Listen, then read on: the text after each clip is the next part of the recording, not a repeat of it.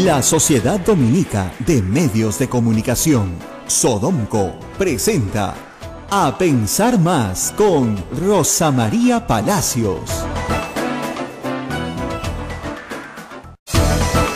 Miércoles 29 de noviembre. Hola, muy buenos días, bienvenidos. Esto es A Pensar Más con Rosa María Palacios. ¿Estás contento hoy día? Hoy sí. Bueno, Barata ya puede hablar. Dice acá el titular de La República y el Comercio también. Vamos a contarles qué ha pasado ayer. A ver. Yo no tenía mucha esperanza, pero bueno, vamos a ver si esto nos da alguna y se las da a ustedes.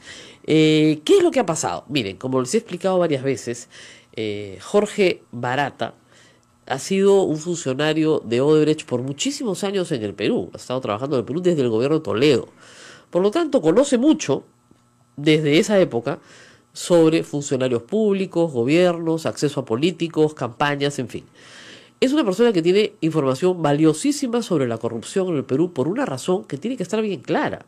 Porque él es un corrupto, de eso no hay ninguna duda. No, es un corruptor, ¿no es cierto? Corruptos y corruptores están de la mano en este caso y trabajan juntos. Él es parte de la ecuación.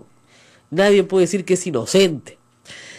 Pero al mismo tiempo, y eso hay que decirlo también, Barata cuenta con un convenio de delación premiada, así se llama ya, en Brasil, por lo cual una condena a 20 años se le ha suspendido a cambio de que colabore con la justicia brasilera cuando sea requerido para ello, y lo ha hecho.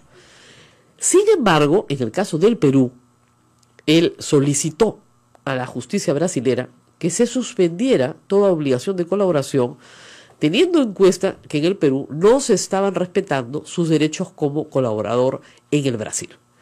¿Y qué pasó con la justicia brasilera? Le dieron la razón. Le dieron la razón, ¿por qué? Porque el trato es este, en que se entienda bien. A Barata no se le puede perseguir judicialmente en el Perú. No tiene sentido hacerlo. Primero, porque no lo podemos extraditar. No hay forma de extraditarlo. Y segundo, porque no va a venir voluntariamente, ni que fuera loco, ¿no es cierto? ¿Qué tienen en Brasil? Un convenio. Ese convenio con la justicia brasilera lo protege de una sentencia de 20 años. Si miente, va preso. Así de claro.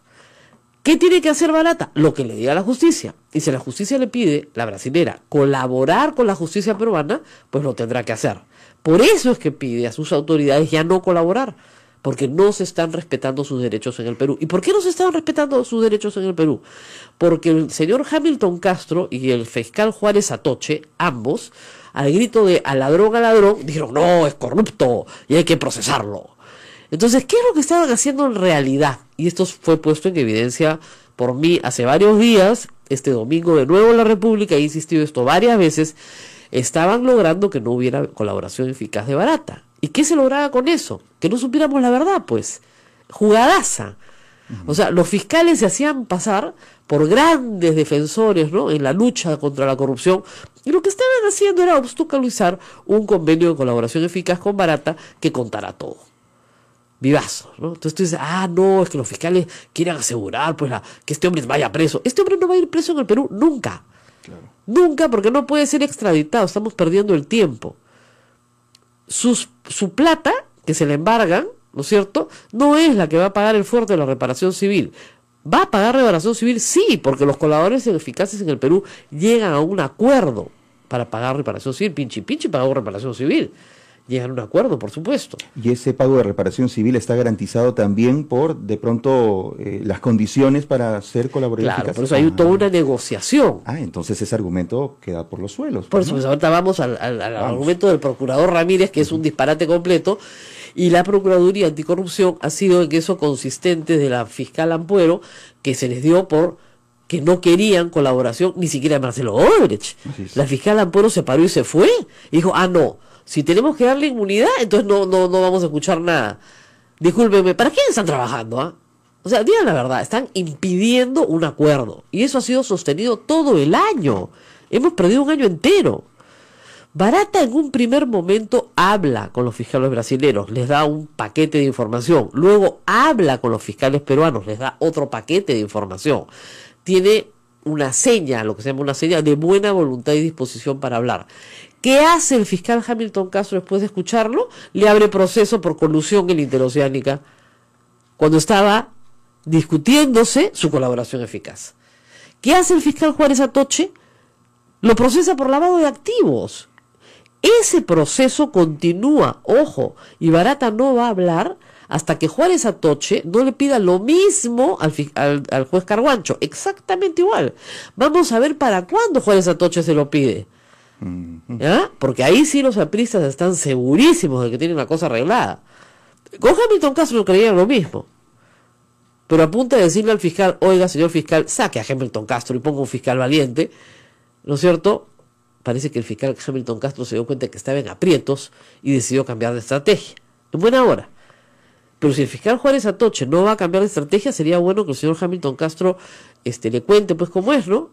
Cómo se sufre en la vida. Y que esta misma semana, o la próxima, se fije fecha para volver a pedir la calificación de Barata en un caso de lavado de activos. Un caso de lavado de activos inventado, además, porque es la unidad de inteligencia financiera detecta bienes de Barata en el Perú, dinerarios, cuentas, y a raíz de eso, lavado de activos. ¿Cuánto se puede dilatar ese proceso en el caso del juez Juárez Atoche? Perdón, del fiscal Juárez Atoche. Esperemos que poco. Pero hay un plazo. Ah, sí, no, puede ser en la vida eterna. Está en su potestad. Pero ya está clarísimo, pues, quienes obstaculizan una colaboración eficaz. Barata se ha guardado lo más importante de su colaboración eficaz. Obviamente no nos iba a regalar toda la información porque tiene que tener garantías absolutas de no ser procesado en el Perú y que le dejen sacar su plata. Su plata son su AFP, ingresos que tenía en cuentas bancarias en el Perú. La información que tengo es más o menos que son 3 millones de soles entre todo lo que tiene. Ha vivido más de 15 años en el Perú. Sus ahorros, lo que fuera necesario. A cambio de eso, se puede negociar efectivamente el pago de una reparación civil.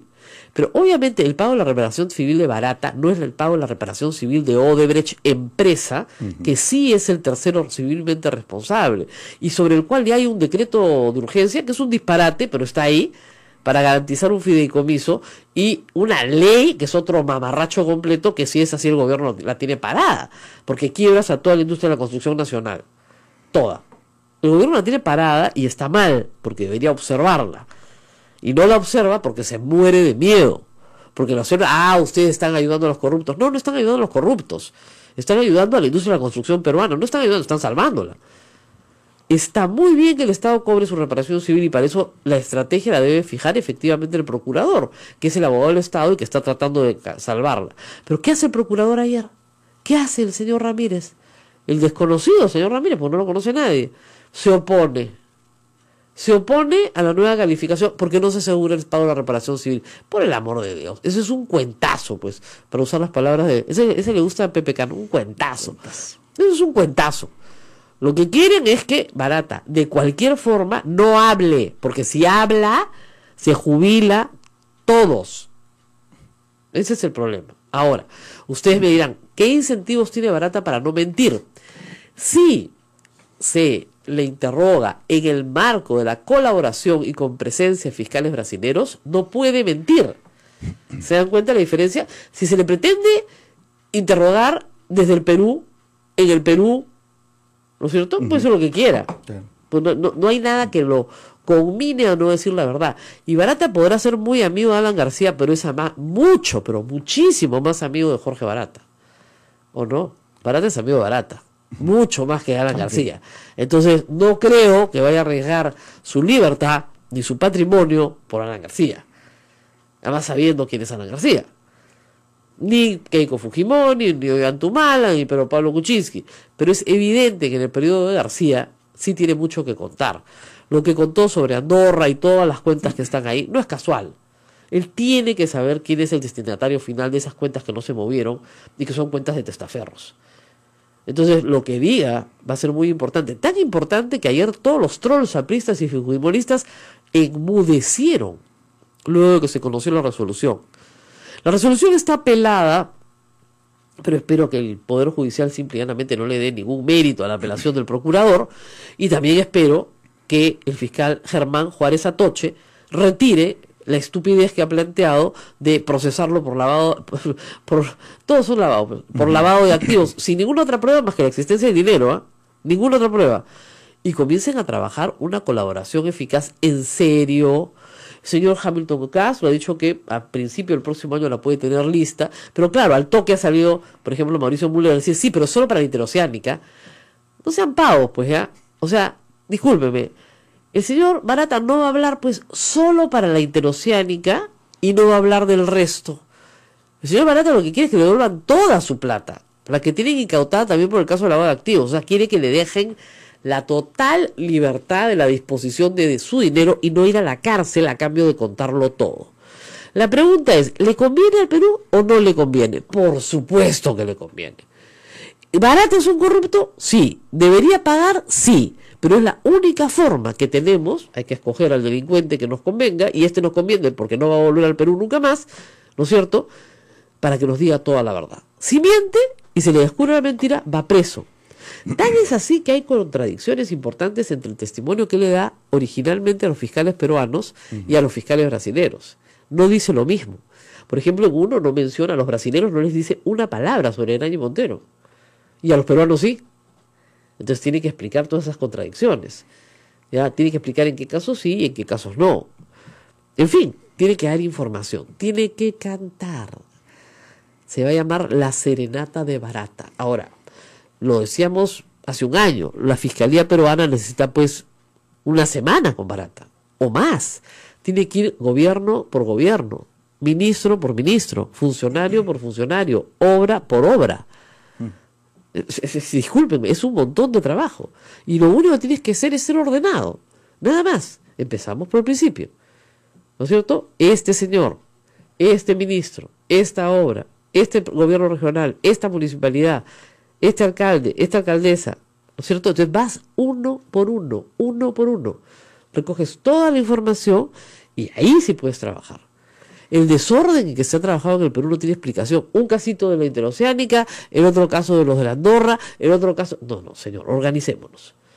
Y la otra cosa que tiene que salir pronto ya es el convenio de colaboración eficaz con Maiman, que es testigo clave para el caso de Alejandro Toledo, que esta vez sí tiene sus órdenes de captura, esperamos ya listas, y que el procedimiento de extradición se tramite de una buena vez. Pero lo de Barata va a ser central también en el caso de Toledo. Barata ya era innecesario porque Maiman iba a contarlo todo, pero su testimonio corrobora a Maiman. Entonces, si su testimonio no podía ser usado en juicio, Maiman no tenía corroboración. ¿Y por qué no podía ser usado en un juicio? Porque no iba a ratificar nada. El colaborador eficaz confiesa, lo cuenta todo, con lujo de detalles, se corrobora lo que dice, y luego en el proceso oral ratifica la información dada. Si Barata no va a venir al Perú, eso se puede hacer hoy por medios modernos, por Skype, y participar en la audiencia sin ningún problema, y se ha hecho, ¿ya? Pero, y ser confrontado a través de Skype y todo lo demás, pero no va a venir al Perú, eso está claro. Pero se tiene que hacer. Si no se ratifica el testimonio, la defensa de los procesados dice: señor, no se ha ratificado el testimonio. Y como no se ha ratificado el testimonio, no tenemos pues probanza cierta de lo que ha dicho este señor sea verdadero. Claro. Entonces es bien complicado. Esta ha sido una reacción de Hamilton Castro, creo yo. No sé si escucha este programa, o ve el programa de la República, o lee mi columna en la República, y no soy la única, pero a varios que hemos estado diciendo que la Fiscalía ha obstaculizado sistemáticamente un convenio de colaboración con, no solo con Barata, con todos, porque el señor Hamilton Castro, que es el jefe tarea especial anticorrupción, no ha logrado en un año sacar una sola colaboración eficaz. Una. Y sin eso no hay caso. Entonces, esto está cambiando la historia nuevamente. Debe estar aterrando a un montón, ya sabemos a quiénes. Porque además hay que decirlo, las medidas limitativas de derechos se han aplicado a todos, menos a Alan García y a Keiko Fujimori. A todos.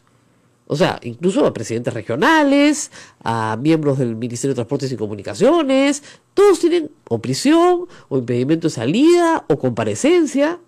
Piensen ustedes en Moreno, en Susana Villarán, en Álvarez, en Nuyo, en Cuba, en todos estos tienen algo, bueno, los Humala, están presos, ya. ¿Cuáles son las medidas limitativas de los derechos, ¿no es cierto?, de Alan García y Keiko Fujimori por hacer exactamente lo mismo que los Humala? Hasta ahora, ninguna. ¿Cuáles eran las medidas que tomaba la Fiscalía para lograr una colaboración eficaz con Barata? Cero. Y Barata es el acusador de los Humala. Dicho sea de paso, y entre paréntesis, parece haber un grave escándalo en el caso de los Humala. Y ahí también los fiscales van a tener que explicar qué miércoles han hecho.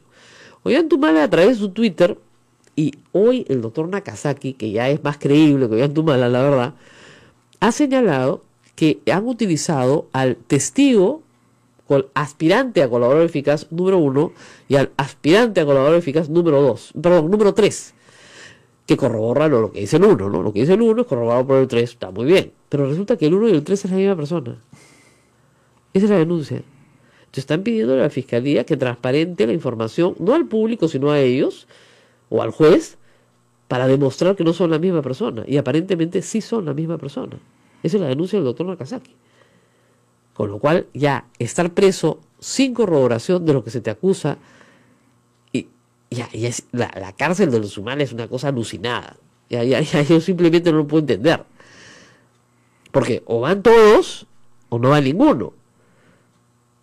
En este caso, si Barata no hablaba y no ratificaba nada, pasaban 18 meses en cana y después lo soltaban porque no había pruebas. Pero Alan García cumplía con su propósito de venganza por la mega comisión. Porque está claro que Alan García y el APRA tiene un gran poder dentro de la Fiscalía.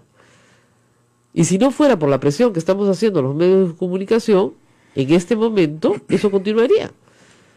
O sea, no quieren que Barata hable. Ese es el punto. Si Barata habla, todo se cae. Si Barata lo cuenta todo, todo se cae. Entonces hay que hacer que Barata hable.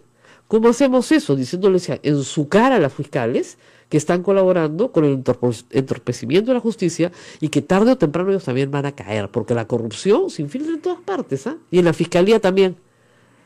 Y que si el fiscal Sánchez quiere seguir teniendo el respaldo de la población, que lo tiene hasta ahora, porque es víctima también de una venganza política de Keiko Fujimori, tiene que dar un giro radical y cambiar a todos aquellos fiscales que están impidiendo la declaración de Barata.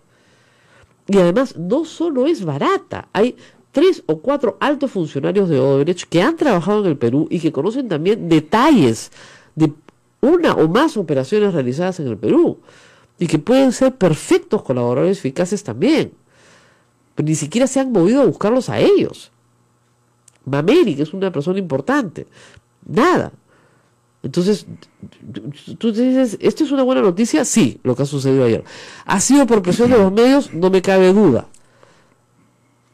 Porque lo lógico era que si Pablo Sánchez se quiere quedar, retire a los fiscales que no le están funcionando. Porque no le están funcionando. Además, han mentido. Acuérdate cuando van a tomar la primera declaración de Marcelo Odebrecht y Gustavo Gorriti saca en IDL toda la información. ¿Qué saca la Fiscalía como comunicado? La Fiscalía de la Nación. Un comunicado diciendo que las versiones periodísticas son falsas, llamando mentiroso a Gustavo Gorriti, para beneplácito de la orgía de trolls que se le tiraron encima con el hashtag miento como Gorriti, cuando había dicho todo lo que había dicho era verdad. Eso fue patrocinado por quién, con el auspicio de quién, de fiscales. De fiscales infiltrados que tienen relaciones abiertas con el partido aprista y que no quieren que Barata hable. Y eso tiene que cambiar. Eso tiene que cambiar ya. Esperemos que el señor Hamilton Castro pues haya hecho un acto de contrición. No sé, tal vez, ¿no? Pero falta el otro. Y varios más. Que no se hagan los iluminados ahora y que, por decir, no, estamos persiguiendo al delincuente. Sí, claro, al delincuente, claro. Al delincuente que sabes que no vas a poder chapar nunca. Y que es el que te da la información de los peces más gordos de la política peruana. A ver, pues, ¿no? Rápido, que hablen y que hablen todo. Y que hablen bastante. Entra Barata a escena. Entonces. Esperemos. Tenía que entrar a escena hace horas, es una sesión. ¿No? Claro, hace tiempo que tenía que entrar a escena y no entraba a escena y no entraba a escena. Él pedía que lo saquen, la investigación se caía, porque ya el señor había pedido a una jueza en Brasil que no lo interroguen y le habían dado la razón por el maltrato recibido en el Perú. Porque los actos de los fiscales peruanos, es lo que no se entendía acá, demostraban a la jueza brasilera que no se quería que él hable. Imagínense la el papelonazo internacional, además. En fin, nos vamos a la pausa y regresamos con más. Así es, esto es A Pensar Más con Rosa María Palacios. Sodomco, Sociedad Dominica de Medios de Comunicación. 8:23, continuamos. La pregunta de los fiscales. ¿Qué nos garantiza que las preguntas de los fiscales sean las más acertadas, Rosa María? Bueno, si no son las más acertadas, en este caso lo vamos a saber más o menos rápido, porque todo se filtra. Okay. Con lo cual tendrán que someterse pues al repudio popular. Como pasó la primera vez que fueron a hablar con Marcelo Odebrecht, ¿no? Que solamente le preguntaban por Humala. Y no le preguntaban por Alan García, no le preguntaban por Keiko. Y Marcelo Odebrecht lo dice él espontáneamente. Sí lo dice. Les dimos a todos. Y han regresado a Brasil a preguntarle lo mismo. Bueno, que se queden un mes, pues en vez de estar yendo y viniendo y le preguntan todos juntos. Pero como te digo, gobierno por gobierno, funcionario por funcionario, obra por obra. Y así se hace, ordenadamente. Si vemos que no se está preguntando de determinadas personas, no se está preguntando completo, no se está preguntando lo que se tiene que preguntar. Para eso hay prensa, pues felizmente todavía hay algunos nichos, ¿no es cierto?, pequeñitos, que estamos interesados en que la corrupción no avance en el Perú, y tenemos estos huequitos humildes donde peleamos para que, y nos escuchan, porque saben que millones de peruanos sí nos escuchan. Pequeñitos pero que hacen bulla. Pero potentes, como dicen. Bien fuertes. Competencia. La Conferencia Episcopal también ha sacado un comunicado importante sobre este tema. Ustedes saben que la Conferencia Episcopal no habla pues así de frente, como hablo yo, tiene un lenguaje un poquito más alturado, y les voy a leer lo que dicen. Dice: democracia, institucionalidad y Estado de Derecho. Miren ustedes que la Conferencia Episcopal hable de esto, es raro, ¿no? Bueno. La Iglesia, respondiendo a su misión de acompañar e iluminar a sus fieles y a todos los hombres de buena voluntad en su camino hacia el bien común, ve con preocupación los momentos que vive el país, remecido por las circunstancias políticas que todos conocemos. Nunca les gusta decir cuáles son, ¿no? Pero ya sabemos de qué están hablando. Están hablando del fiscal de la Nación, están hablando de los miembros del Tribunal Constitucional y están hablando del caso Lavallato. En el contexto actual, continúa el comunicado, nos preocupa, como a toda la sociedad peruana, el posible debilitamiento de la institucionalidad en los poderes del Estado y la corrupción que golpea los diversos estamentos de nuestra sociedad. Escribía el filósofo alemán Jacques Maritain en su libro El hombre y el Estado. La función concreta del Estado, su función principal, es velar por el orden legal y la aplicación de la ley. Pero el Estado no es la ley, el Estado es un instrumento al servicio del hombre. La Iglesia defiende la institucionalidad, así como la división de poderes del Estado. Esta división es el principio del Estado de Derecho, en el cual es soberanía la ley y no la voluntad arbitraria de los hombres. Paracho, esto está muy bien, ¿no? Para ser, ¿no es cierto?, sacerdotes dominan su filosofía del derecho. Es clarísimo, ¿eh? Algunos dirán, no, pero eso, así no pensaba la Iglesia en el siglo XIX. Tin, tin, tin. Estamos en el siglo XXI, mira el almanaque. Ya cambió. Muy bien. ¿Qué más dicen la Conferencia Episcopal Peruana? Los peruanos estamos asombrados por las numerosas denuncias de corrupción. No podemos ignorar que este problema es un fenómeno antiguo, pero somos conscientes de la gravedad que está alcanzando en nuestra sociedad, lo que puede detener el desarrollo y fomentar nuevas formas de criminalidad. En los últimos años, tanto en la sociedad civil como en el gobierno, se ha tomado conciencia de la necesidad de combatirla, ya sea en el ámbito político, ya sea en la sociedad civil, pero aún hay mucho por hacer. Esta amenaza ha tenido una respuesta de rechazo por parte de todos los sectores sociales, con los cuales compartimos el mismo sentimiento, ya que, comillas, entre las deformaciones del sistema democrático, la corrupción política es una de las más graves porque traiciona al mismo tiempo los principios de la moral y las normas de la justicia social. La corrupción distorsiona de raíz el papel de las instituciones representativas. Cierro comillas. Invocamos a todos los peruanos a construir puentes que desde la verdad y la justicia fortalezcan las bases de un país de hermanos unidos por la esperanza. Es el lema de la Avenida del Papa. De cara al bicentenario construyamos un Perú sólido en sus instituciones y firme en la lucha contra la corrupción. Presidencia de la Conferencia Episcopal Peruana. Este ha sido el comunicado en defensa de la democracia institucional y Estado de Derecho. Me parece bien claro, ¿no? Digamos, como ustedes saben, Los obispos no hablan pues de una manera así como que hable ladrón, no sé, esas cosas no dicen, ¿no? Pero lo que están diciendo es que acá hay una vulneración al Estado de Derecho clarísima, que la división de poderes está en un momento débil porque se están inmiscuyendo, y se refiere al Congreso con otros poderes del Estado, y que la corrupción está en todas partes y hay que denunciarla y hay que seguir haciéndolo.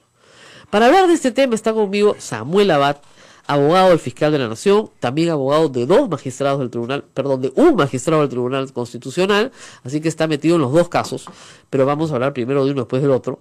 Él es especialista en Derecho Constitucional, Derechos Humanos, y además un compañero mío universitario, compañero de mi esposo de la misma promoción, al cual conozco desde mi juventud, autor de muchísimos libros en esta materia.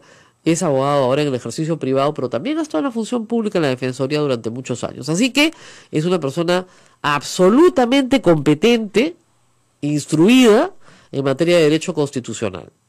Y tiene que rebatir el informe que va a redactar Karina Beteta. No puede ser, yo pensé que era broma, te juro. Le han encargado a la señora Karina Beteta hacer pues la acusación contra el fiscal de la Nación versus Samuel Abad.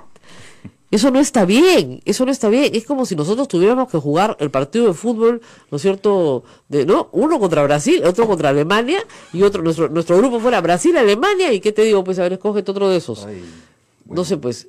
Con Rusia, ¿no? Claro, Ya, no, pues, es como si, a ver, para que tengan una idea, es como si la U jugara contra Manchester United, ¿ya? ¿Quién creen que va a ganar? ¿Ya? Pero bueno. La U. La U. Ya contra el Barcelona, la U. Hay cosas pues complicadas. Sí, complicadas. Muy bien, doctor, gracias por estar con nosotros. El fiscal de la Nación ha sido denunciado por, hay que decirlo, una acusación, lo que se llama en derecho una acusación frívola. Lo acusan de no luchar contra la corrupción, lo cual es una generalidad y una banalidad, y la señora Jennifer Mirka toma por nombrar a Hamilton Castro, que en realidad ha logrado que se abra un proceso contra Hamilton Castro, y Hamilton Castro milagrosamente ha cambiado de actitud esta semana, ya ha decidido servir a la justicia, cambiarle la calificación a barata. Es otro Hamilton Castro, ¿eh? Sí. Las cosas que pasan, en fin. Pero lo que nos preocupa es que la designación de José Domingo Pérez, un fiscal muy respetado en el Poder Judicial y en el sistema jurídico, haya causado la ira de Keiko Fujimori, porque ese sí que es bien incorruptible, por lo que me han contado, y haya causado esta decisión de denunciar al fiscal de la Nación a como de lugar, porque han puesto un fiscal incorruptible a ocuparse de ella. Bueno, eso fue lo que nos dijo el fiscal de la Nación. Me dijo, no tengo duda que esta acción se inicia para sacarme del cargo por culpa del proceso contra Joaquín Ramírez. O sea, esa fue una declaratoria de guerra, ¿no? Vamos a ver ahora cómo vienen los cañonazos, doctor. A ver. Bueno, Rosa María, muchas gracias por la invitación. ¿En qué se basa la defensa del fiscal? Bueno, muchas gracias por la invitación y gracias por tus palabras. En primer lugar, quiero ser muy claro que estamos asumiendo una defensa jurídica del fiscal de la Nación como de un magistrado del Tribunal Constitucional, para que quede absolutamente claro. Y en segundo lugar, en el caso concreto del fiscal de la Nación, basta leer las denuncias para darse cuenta que estas denuncias no tienen sustento jurídico. Es decir, la explicación jurídica es muy débil. El sustento jurídico es muy débil porque dicen, como tú decías, el fiscal de la Nación no actúa, o el fiscal de la Nación ha designado a fiscales superiores o provinciales con los cuales debió designar a otros. Bueno, estoy de acuerdo. Nadie puede considerar que una omisión supuesta o una designación que a alguien no le gusta implique una infracción de la Constitución. Un primer elemento es tomar en cuenta las conductas que se imputan y ver si éstas tienen alguna relación con una norma de la Constitución. La Constitución no dice quién debe ser el fiscal. La Constitución no dice cómo debe actuar el fiscal de la Nación. La Constitución más bien sí dice que el fiscal y los fiscales son autónomos. Es decir, el fiscal, por el ejercicio de su función, no puede ser acusado. El fiscal, si a una persona legítimamente no le gusta su forma de actuar, no puede motivar una acusación constitucional. Es más, el fiscal de la Nación no le ordena a ningún fiscal provincial cómo debe actuar. En consecuencia, sustento jurídico no tiene. Realmente llevar a cabo los descargos desde un punto de vista jurídico no es un gran debate. Aún no nos notifican, es cierto, oficialmente hasta el día de ayer, la Subcomisión de Acusaciones Constitucionales no nos notifica. Como sabemos, la semana pasada, el lunes de la semana pasada, la Comisión Permanente declaró que continuaba con el procedimiento. En vez de archivarlo, claro, lógico. Claro, y estableció un plazo de 15 días. Lo que ocurre es que de lunes a hoy día, por lo menos hasta ayer puedo anunciar, porque estamos muy temprano, quizás llegue hoy día, hasta ayer, más de una semana, no había llegado la comunicación oficial para que el fiscal de la Nación pueda hacer uso de sus descargos. Claro. Porque son 5 días adicionales cuando lo notifican, entonces no se entiende cómo se aprueban 15 días y luego no se cumple con un plazo de notificar. Claro, los primeros 7 no existen. No existen. No existen. Porque no se han notificado. Entonces se corren los 15 después. Exacto. Porque o sea, para que entienda la gente, cuando a ti se te notifica de que tienes un plazo de 15 días, el plazo corre a partir de la fecha en que tú recibes la notificación. Porque si no, así cualquiera, pues no. Yo te notifico el día antes de que vence el plazo. Yo ya te notifiqué, pues no, así no juega Perú. A ti te notifican y el plazo corre a partir del instante en que tú eres notificado. Entonces, si hoy día ya estamos casi terminando el mes y la legislatura termina el 15 de diciembre, yo no sé cuándo van a ver esto en el Pleno. No tengo idea, lo que queda claro es que hasta ayer no nos han notificado, de ahí cuando nos notifiquen habrá que presentar los descargos. Evidentemente en los descargos sustentaremos las razones por las cuales esta denuncia no va. Pero el descargo se lo hace pues un practicante, no es el artículo 139 de la Constitución, inciso 1. O sea, los fiscales y los jueces y los magistrados son autónomos en sus decisiones. ¿Esta decisión que toma el fiscal de la Nación es parte de su función? Sí. ¿Está en su ley orgánica? Sí. ¿Cuál es la infracción a la Constitución? ¿Qué artículo? O sea, cíteme usted el artículo infringido. Ninguno. Entonces se acabó, pues, yo gratis le hacía la defensa, facilita. Claro, pero, porque al final citan artículos, el 139 y el 159, uno de los cuales tiene que ver con las funciones del fiscal de la Nación y del Ministerio Público. Al revés. En consecuencia, desde un punto de vista jurídico en estricto, las acusaciones constitucionales no tienen sentido. El informe de la Subcomisión de Acusaciones, que sintetiza un poco estas denuncias, lo que dice es: habría una ruptura del principio de buena administración pública porque el fiscal habría realizado nombramientos poco diligentes. O sea, la poca diligencia no implica una infracción de la Constitución. Imagínese, por poca diligencia me llevo preso pues a todo el Perú. Es que escúcheme, es que esto es un disparate. Pero vamos a un tema que me parece más importante y ahí sí necesito su ayuda constitucional. ¿Cuánta gente en el Congreso, o sea, cuántos parlamentarios tienen que votar para que se apruebe la acusación constitucional? Ya. Dice la Constitución y el reglamento, 2/3, es decir, son 130, entonces son 87 los que tendrían que votar. Porque ustedes saben que yo les he dicho, es 86, sale 86.6, 2/3, pero no vienen por 0.6 los congresistas, o sea que son 87 personas las que tienen que votar. Muy bien. Pero los miembros de la Comisión Permanente no votan. Entonces hay solo 104, porque son 26, hábiles para votar. De esos 104 hay que llegar a 87, de todas maneras. No. Entonces yo me he equivocado. A ver, por partes. ¿Cómo es? Vamos por partes. ¿Cuál es la lógica de esto? Primero, hay que tener claro que en el caso del fiscal de la Nación, porque el supuesto del tribunal es algo distinto, un poquito distinto, en sí. el caso del tribunal denuncian por todo, acá denuncian por infracción de la Constitución. Así es. Vale decir, no mencionan para nada delito. Así es, no hay delito. Y como es infracción de la Constitución, pero la opinión pública tiene un procedimiento y una lógica distinta. Sí. Aquí, cuando es infracción de la Constitución, ¿quién decide? El Congreso por sí y ante sí. Y nadie más. Es decir, no va al Poder Judicial, No. es el Congreso el que lleva a cabo el procedimiento y sanciona. Así es. ¿Qué puede hacer? ¿Cuáles son las sanciones? 3. Inhabilitación Suspensión. o destitución. Eso. Lo que han pedido es destitución Más o inhabilitación. Así es. ¿Qué ocurre? Que como quiera que aquí la Comisión Permanente, si prospera, yo espero que no prospere, pero si prospera, actúa como una suerte de acusador, la lógica es que el acusador no puede ser juez y parte.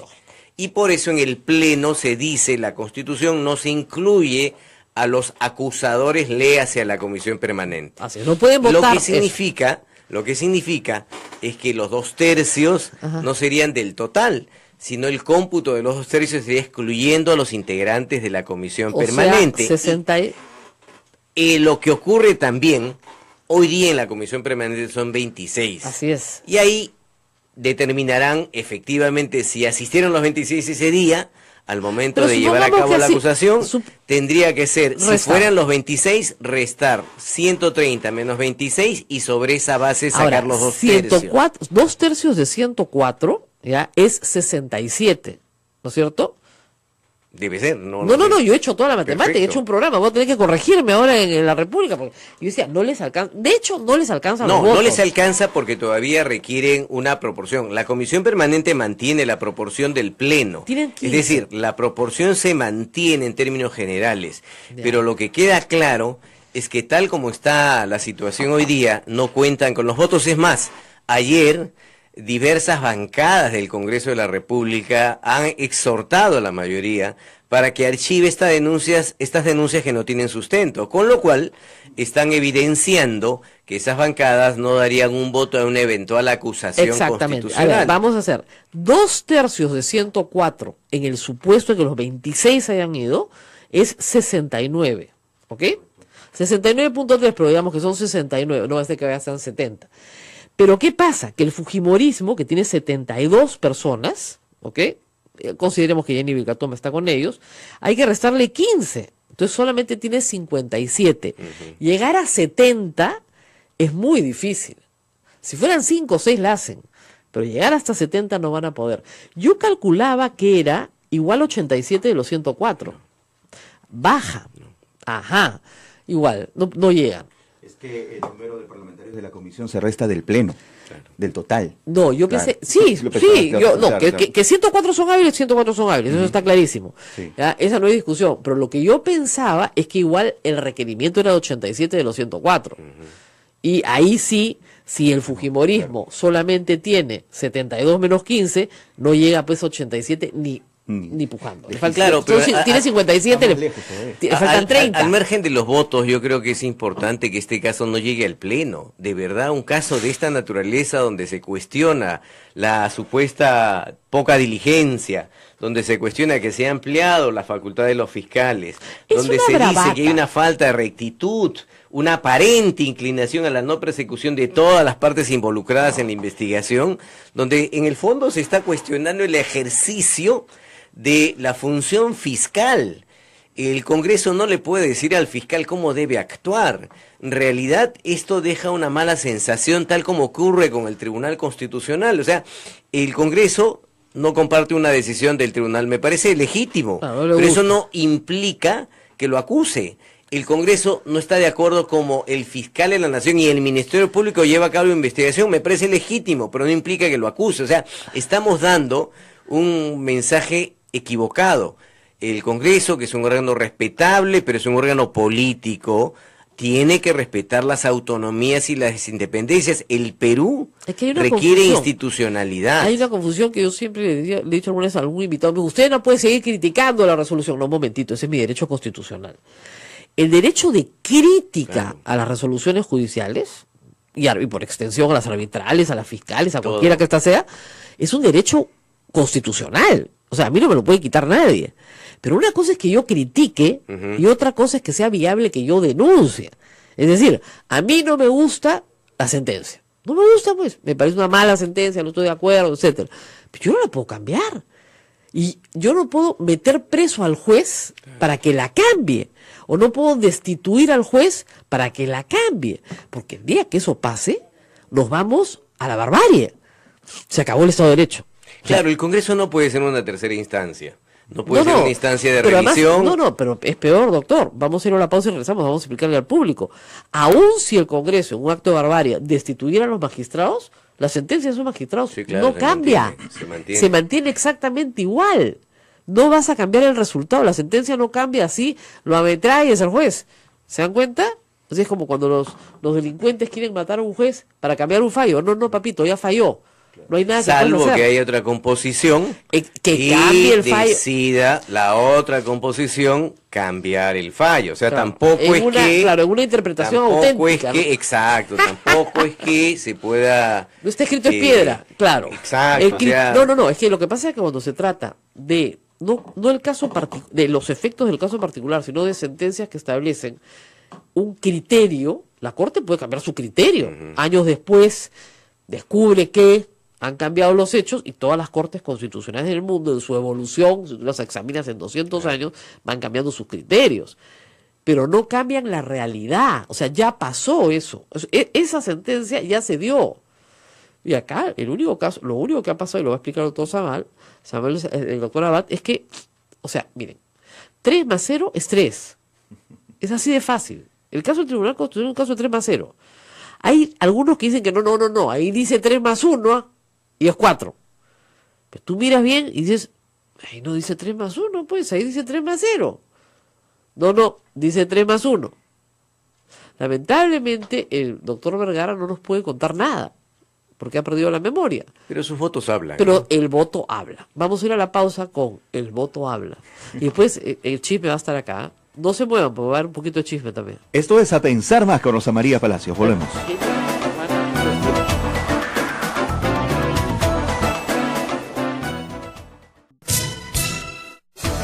Así es, estamos en la Sociedad Dominica de Medios de Comunicación, integrada por Radio Santa Rosa en Lima, Radio Santo Domingo RSD Chimbote, Radio San Martín Arequipa, Radio Veritas RTV Cusco, Radio Cepagua Ucayali, Radio Quillabamba La Convención y Radio Madre de Dios en Puerto Maldonado.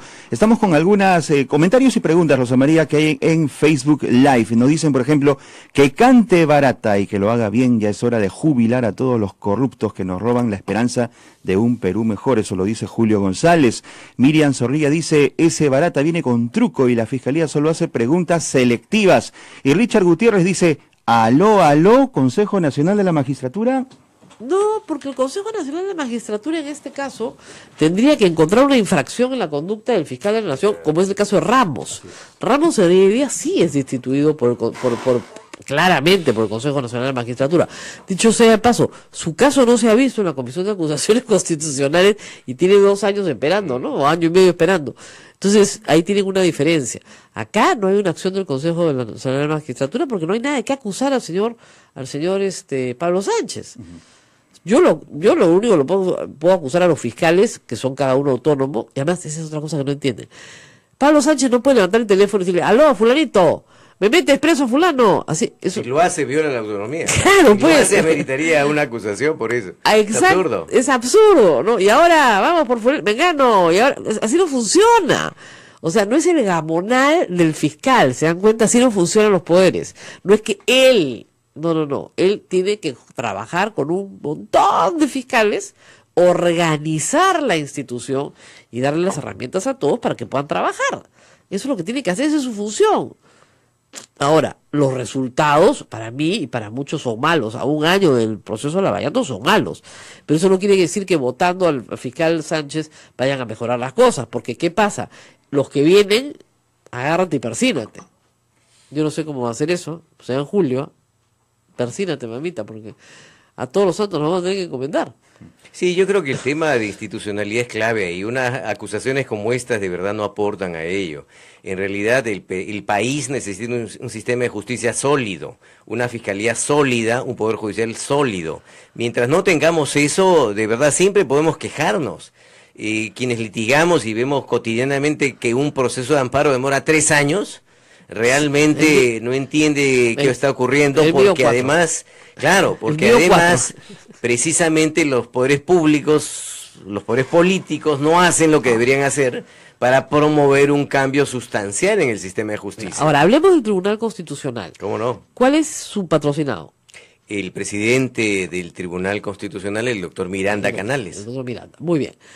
¿Cuál es la defensa ahí? Porque ahí efectivamente hay gente que dice, no, estaba clarísimo. Hemos tenido al doctor Mesías sentado acá, que es candidato al Colegio de Abogados de Lima, diciendo, pero si estaba clarísimo.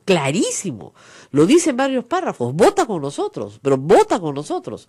¿Por qué le cambian el voto si ha votado con nosotros? Primero, no hay ningún cambio de voto acá. Acá no hay ningún cambio de voto. Lo que ocurre es que en realidad no se ha examinado con detalle los alcances de lo que ha ocurrido y ha habido mucha desinformación. Primero, no hay cambio de votos. Segundo, no hay afectación de la cosa juzgada porque hay un vicio que se ha presentado. Tercero, no se ha reabierto el caso del Frontón porque siempre estuvo abierto. O sea, hay una serie de afirmaciones absolutamente falsas que se han efectuado. Ahora, ¿qué ha ocurrido? Lo que ha ocurrido sencillamente es que hace algún tiempo se emitió una sentencia por parte de la anterior conformación del TC y en esa sentencia firmaban 4 magistrados, entre ellos el doctor Vergara, pero a la vez Vergara adjuntaba un voto, que no le puso ningún adjetivo, solamente puso voto, no puso ni singular, ni nada, voto, una cosa inusual, que ya presentaba dudas e incoherencias. Como consecuencia de esta situación, la Procuraduría Supranacional comunica, no es parte de la Procuraduría, comunica este hecho al tribunal y el tribunal de esa época, ya desde esa época, decide resolver el tema porque se percata que hay un problema. ¿Cuál era el problema? Muy simple, el problema era que la mayoría decía que el caso del Frontón no era un delito de lesa humanidad y que ya había prescrito. Eso decía, y que en consecuencia ordenaba que el juez penal que seguía el trámite del Frontón le ordenaba que elimine la palabrita lesa humanidad. Pero que los procesara igual. Que los procesara igual, pero que elimine la palabrita lesa humanidad. ¿Por qué quería que eliminen la palabrita lesa humanidad? Para que opere la prescripción. Obviamente. En consecuencia, eso es lo que decía la mayoría. El voto del doctor Vergara decía, yo no tengo competencia para pronunciarme sobre si es lesa humanidad o no. Eso no es mi competencia. Eso es competencia del juez penal. Primera discrepancia. Para los magistrados, los otros tenían competencia. Para Vergara no tenía competencia. A ver, no es lo mismo decir sí puedo que decir no puedo. No es lo mismo. Primera incoherencia. Segunda incoherencia, la parte resolutiva. En la parte resolutiva la mayoría decía que se anule la resolución y que se elimine la palabrita lesa humanidad. Y lo que decía Vergara, no, como yo no tengo competencia como TC, quien debe volver a dictar una resolución es el juez penal, porque él es el competente. Segunda incompatibilidad. Ante esta situación, los magistrados de la anterior conformación deciden resolver el tema. Lo que ocurre es que se demoran un montón, se demoran más de 200 días. El doctor Mesía retuvo el expediente más de 235 días en su despacho. Y después el doctor Sardón. Y después se lo entregan a Vergara. Bueno, Vergara recibe el expediente, Vergara emite un voto que no les gusta.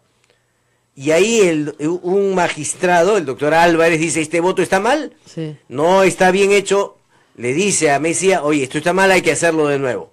Y el señor Vergara no cambia esa posición y al final queda pendiente el tema. No, y no la presenta oficialmente. La presenta oficialmente. Lo que ocurre es que sencillamente el magistrado Álvarez dice, esto está mal. Es más, lo declara públicamente. Hay un audio que hemos ofrecido como elemento probatorio donde dice eso. Ratifica que hay una incoherencia en el voto y lo de dejan Vergara. pendiente y se queda en manos del doctor Sardón. Lo deja pendiente, viene a la nueva conformación. El doctor Sardón se encarga de hacer un proyecto de resolución, pasa tiempo, presenta un proyecto y ese proyecto no satisface a los demás magistrados, con lo cual se plantea una nueva versión este año y esa nueva versión es la resolución que ha sido objeto de la acusación constitucional. El doctor Mesía que decía que bastaba con 3 porque era un habeas corpus para tener la razón, que no había ninguna discusión con el cuarto voto. No es cierto, porque la ley orgánica del TC y el reglamento dice, para resolver se requiere mayoría.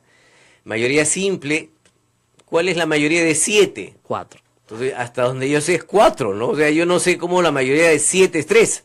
Claro, pero recuerda que en una época conformaban salas, entonces eran 5. Claro, pero este caso no lo vio una sala, porque en salas eran 3. Claro. Pero ahí no estamos hablando de salas. Lo vieron los 7. Claro, porque hubo votos singulares. Estamos hablando de una resolución del Pleno del Tribunal Constitucional. Entonces, decir la mayoría de 7 es 4 es como no saber sumar, ¿no? Bueno, hay problemas pues con las sumas. Ahora, yo hago una pregunta que ha estado flotando en el ambiente. ¿Es posible que el voto del doctor Vergara sea nulo per se? Y le explico por qué. El doctor Vergara sufre una enfermedad degenerativa, supongo que es Alzheimer, medio ha perdido toda la memoria, pero es posible que hace 4 años los estragos de esta enfermedad ya estuvieran en él y por lo tanto sus votos podrían no entenderse y generar profunda confusión. Entonces, por incapacidad en la persona, es una situación anómala completamente, ¿podría establecerse que el voto del doctor Vergara es nulo? Bueno, ese no ha sido el Yo lo tema sé. objeto de examen en la defensa. Yo lo sé. Porque sencillamente es un tema que debería acreditarse y es subjetivo. En realidad, nosotros estamos evaluando a partir de los datos objetivos que fluyen del expediente. ¿Y cuáles son los datos objetivos? Primero, el voto del doctor Vergara, que no decía ni fundamento de voto ni voto singular, sencillamente voto, tiene 2 incompatibilidades. Segundo, lo reconoció la anterior conformación, porque si no lo hubiera reconocido, Claro. no hubieran comenzado a discutir una posibilidad de un voto adicional resolviendo el tema. Pero en el texto Vergara dice que está prescrito. En su voto dice que se ha prescrito el crimen. Lo que ocurre es que en el voto original de Vergara, porque después recuerda que hay un proyecto de voto que no culmina en resolución, lo que dice Vergara es muy simple. Dice, yo tengo una opinión sobre el tema de lesa humanidad, ¿desde cuándo se aplica? Claro. Perfecto, es legítimo que tenga su opinión, es Lógico. absolutamente legítimo. Y quienes aluden al tema de que sí habló de lesa humanidad, se circunscriben a ese tema. A ese párrafo. A ese párrafo. Él dice, yo tengo mi opinión sobre lesa humanidad, pero agrega, y esto es clave al momento de resolver, No. agrega, yo no soy competente, O sea, yo tengo esta es mi posición, pero no me compete a mí. pero yo no soy competente. Yo soy competente para ver temas de inconstitucionalidad y el competente para estos temas es el juez penal. Claro. Como es el juez penal, yo anulo para que el juez penal se vuelva a pronunciar. Entonces no es lo mismo decir sí soy competente que no soy competente. Claro. Es como el Congreso dictara una sentencia. Puede ser fantástica la sentencia, linda, pero no tiene competencia. Claro, porque van a sentenciar. Entonces, ahí lo que pasa es eso. Primero, Vergara dice algo y dice no tengo competencia, y después los magistrados de la anterior conformación tratan de resolver el tema, hay un voto que no es claro, y como consecuencia de ello no llegan a un acuerdo y dejan el tema pendiente. Luego se plantea, sigue el tema, y al final se resuelve. Ahora, más allá de eso, lo que queda claro, y de verdad ha sido claro, porque esto lo hemos expuesto en la audiencia, es que el voto de señor Vergara generaba contradicciones, generaba dudas interpretativas. Y una duda interpretativa, ¿a quién le corresponde resolver? Al Tribunal Constitucional. Al mismo tribunal, así es. Y no puede el Tribunal Constitucional, por resolver una duda interpretativa, ser acusado. Ahora, la resolución de la mayoría también era bastante disparatada, discúlpenme. Si yo le digo a una persona, a un grupo de marinos que han presentado un habeas corpus, ok, les digo, fíjense, ustedes tienen que volver a ser juzgados. Eso es lo que dice la Corte Interamericana de Derechos Humanos. Así que, a juicio. No procede el habeas corpus en ese extremo, pero ustedes tienen que volver a ser juzgados. Tenemos que cumplir con el mandato de la Corte Interamericana. Muy bien. Pero a la vez les digo, fíjense, ha prescrito. Pero, oiga, tienen que ser juzgados, pero les estoy dando un mandato de que sean juzgados. Pero como no es crimen de lesa humanidad, ha prescrito. Pero que lo declare el juez. Oiga, es bien contradictorio, es una tinterillada entre nosotros, ¿no? O sea, te digo que sí le estoy haciendo caso a la Corte Interamericana, pero no le estoy haciendo caso a la Corte Interamericana, en la misma resolución. Claro, al margen de la acusación, si uno comienza a revisar con análisis estrictamente jurídico y de Claro. derechos humanos la sentencia, Claro. de la mayoría es absolutamente incoherente. ¿Por qué? Porque la Corte Interamericana, en el caso de Durango y Ugarte, dice que tiene que investigarse, lo cual reconocen en la sentencia, Así es. pero dice investigarse y de encontrar responsables, sancionarlos. Así es una condena. Entonces, pide ¿cómo condena. puedes sancionarlos si el tribunal te está diciendo investígalos todo lo que quieras, Pero no los condenes? pero ha prescrito, ¿ah?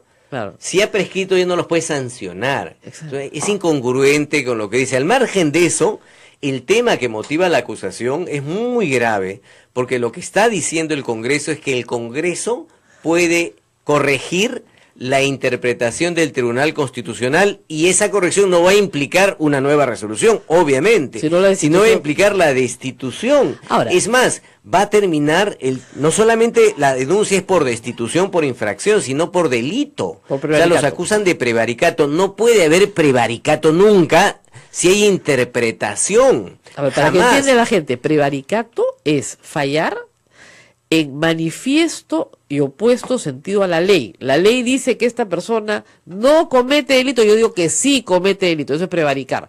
O sea, estoy fallando contra lo que dice expresamente la ley. La ley dice que lo tengo que meter preso, y yo digo, no lo meto preso. Eso es prevaricato. ¿Por qué? Porque se presume que los jueces se han coludido con alguna de las partes para fallar en contra del texto manifiesto de la ley. Este no es el caso. Absolutamente. Ahora, ahí sí hay que decirle al público que el procedimiento es diferente. Es decir, por el juicio político, lo que explicamos que aplicaba para el fiscal, funciona. Pero cuando se trata de delito, funciona de otra manera.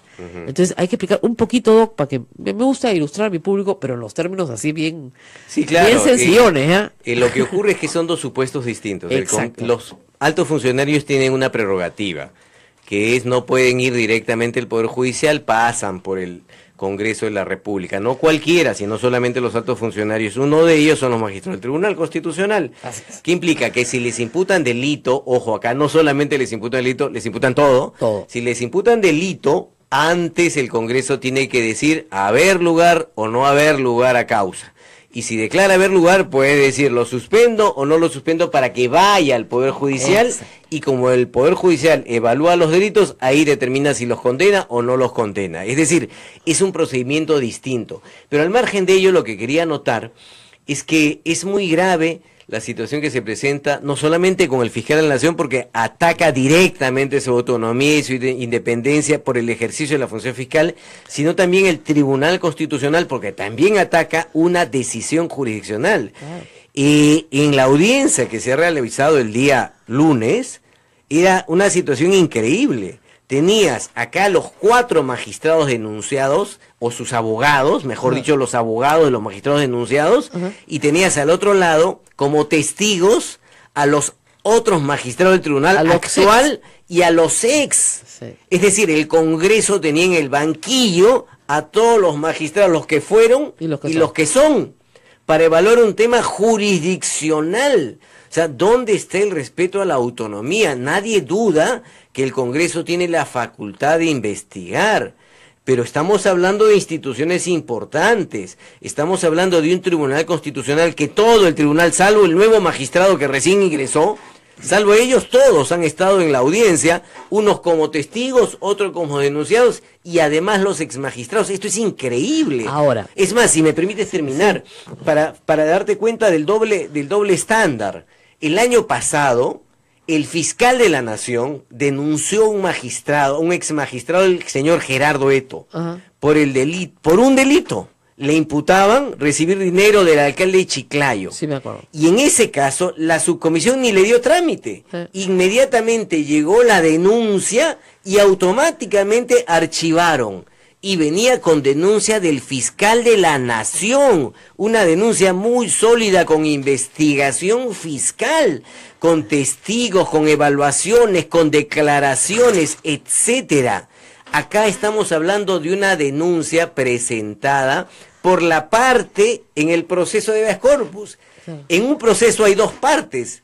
Y en este caso, quien presenta la denuncia es la parte, una de las partes. Entonces, estamos dando el siguiente mensaje. Quien está en desacuerdo en un proceso, lleva a los magistrados al Congreso para denunciarlos. Ahora, y citan a todos. Es increíble. Ahora, el problema es que ahí sí tienen los votos.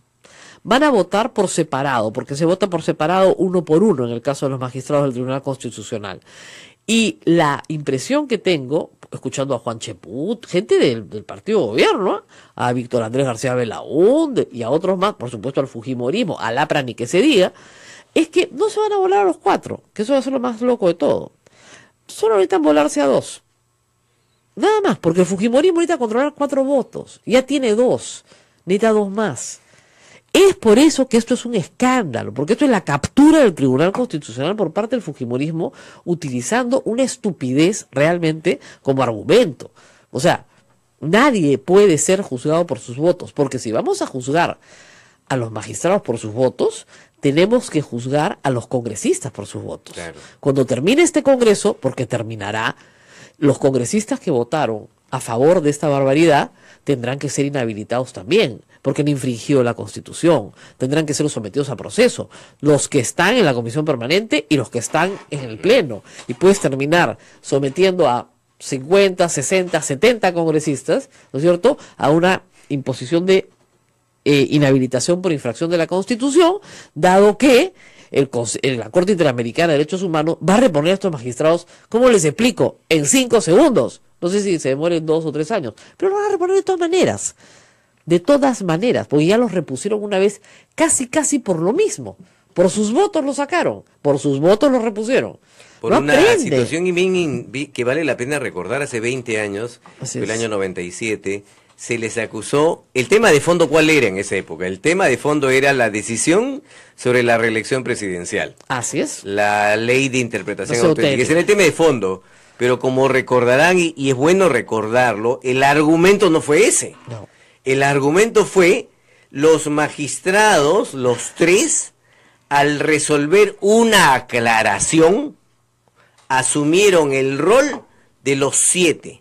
Claro. 3, como resolvieron una aclaración sobre el caso de la reelección.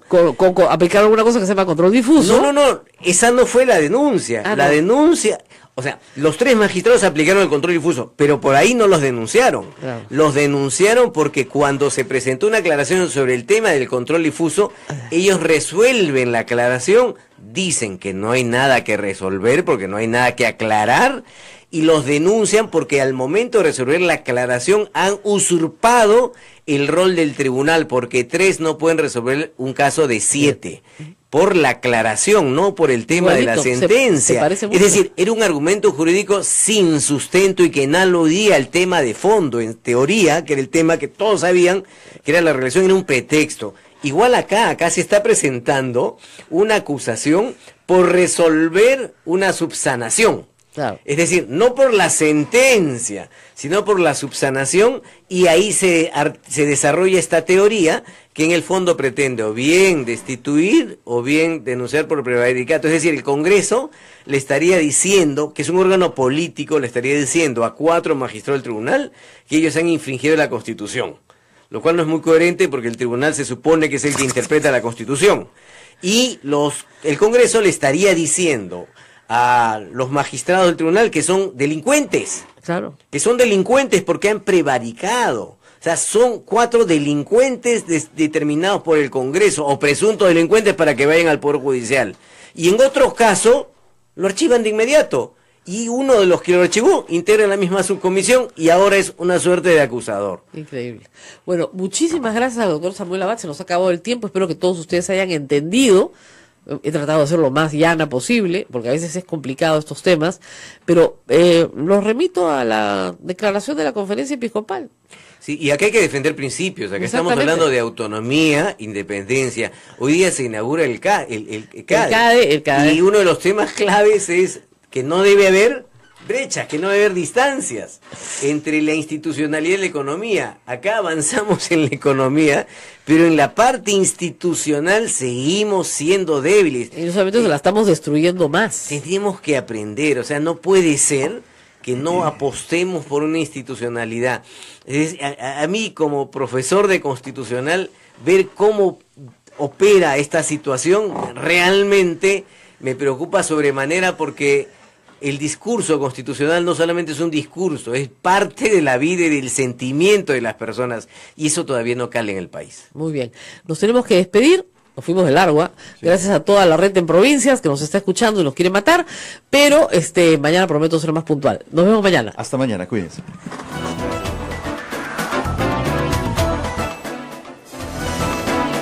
Hasta aquí, A Pensar Más con Rosa María Palacios. Este programa fue producido por la Sociedad Dominica de Medios de Comunicación, Sodomco. Es una de las más graves porque traiciona al mismo tiempo los principios de la moral y las normas de la justicia social. La corrupción distorsiona de raíz el papel de las instituciones representativas. Cierro comillas. Invocamos a todos los peruanos a construir puentes que desde la verdad y la justicia fortalezcan las bases de un país de hermanos unidos por la esperanza, es el lema de la Avenida del Papa. De cara al Bicentenario construyamos un Perú sólido en sus instituciones y firme en la lucha contra la corrupción. Presidencia de la Conferencia Episcopal Peruana. Este ha sido el comunicado en defensa de la democracia institucional y Estado de Derecho. Me parece bien claro, ¿no? Digamos, como ustedes saben, los obispos no hablan pues de una manera así como que hable ladrón, no sé, esas cosas no dicen, ¿no?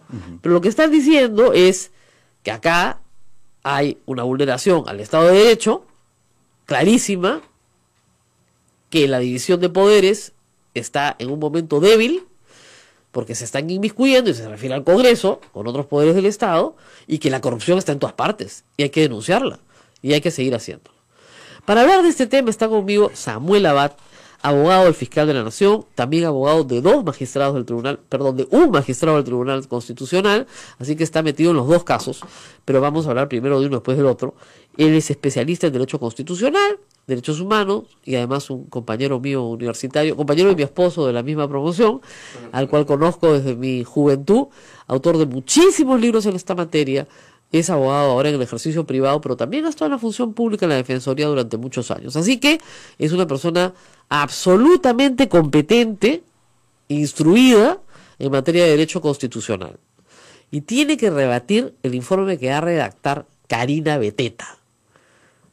No puede ser, yo pensé que era broma, te juro.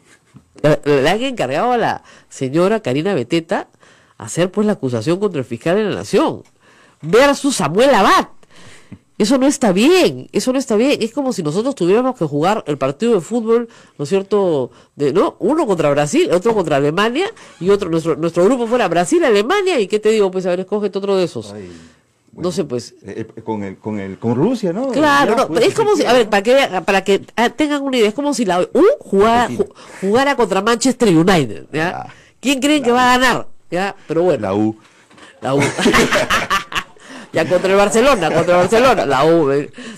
Hay cosas pues complicadas. Sí, complicadas. Muy bien, doctor, gracias por estar con nosotros.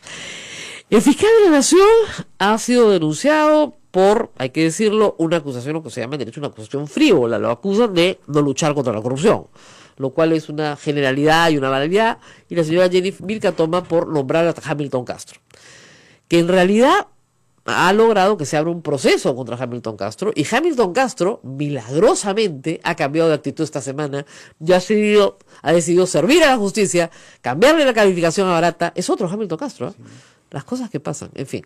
Pero lo que nos preocupa es que la designación de José Domingo Pérez, un fiscal muy respetado en el Poder Judicial y en el sistema jurídico, haya causado la ira de Keiko Fujimori, porque ese sí que es bien incorruptible, por lo que me han contado, y haya causado esta decisión de denunciar al fiscal de la Nación a como de lugar, porque han puesto un fiscal incorruptible a ocuparse de ella. Bueno, eso fue lo que nos dijo el fiscal de la Nación. Dijo, no tengo duda que esta acción se inicia para sacarme del cargo por culpa del proceso contra Joaquín Ramírez. O sea, esa fue una declaratoria de guerra, ¿no? Vamos a ver ahora cómo vienen los cañonazos, doctor. A ver. Bueno, Rosa María, muchas gracias por la invitación. ¿En qué se basa la defensa del fiscal?